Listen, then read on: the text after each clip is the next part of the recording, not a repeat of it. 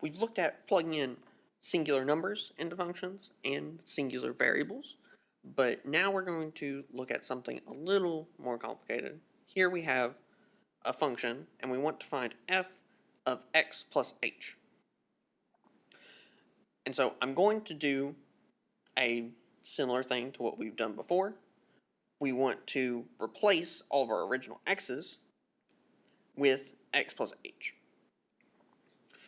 And so I'll copy down the stuff that's not x. So I have 3 times x. So it's going to be 3 times x plus h.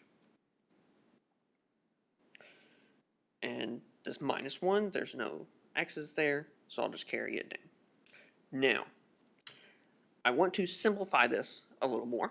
Since I still have some parentheses here, I can do some distribution of this 3 that's multiplied by x plus h. And so I distribute this 3 to both the x and the h. That's going to give me 3 times x. And I'll keep this plus, and it'll give me 3h. And I'll keep this minus 1 on the outside. And so now I don't have any parentheses, and so this is completely simplified, since we don't have any other like terms to combine here. Okay, so we plugged in x plus h into our function.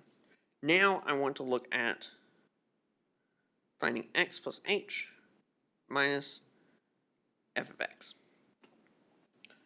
So we're going to be using what we just found here, f of x plus h, but we're also going to be subtracting from it our original function. And so I can start by copying down what I found for f of x plus h and our original function. So f of x plus h is 3x plus 3h minus 1.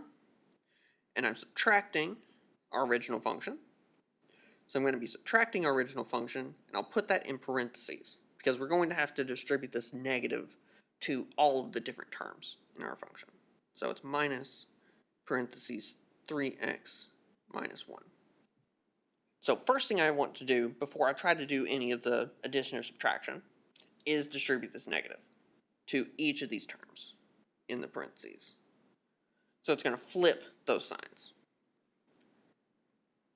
3x plus 3h minus 1 is going to stay. Those don't change. But I'm going to get a negative 3x and a positive 1. Now I don't have any parentheses, so I need to combine like terms. If I look here, I have these two constants. They don't have x's or h's, so I'm going to combine those. I have minus 1 plus 1, so those are going to add together to be 0. So they're going to go away. And I'm left with 3x plus 3h minus 3x. Now I have two other like terms, both of these with x's in them. And so I have a 3x and a minus 3x. Adding those together, that's going to be 0x. So it's going to be 0. And so those are likewise going to disappear.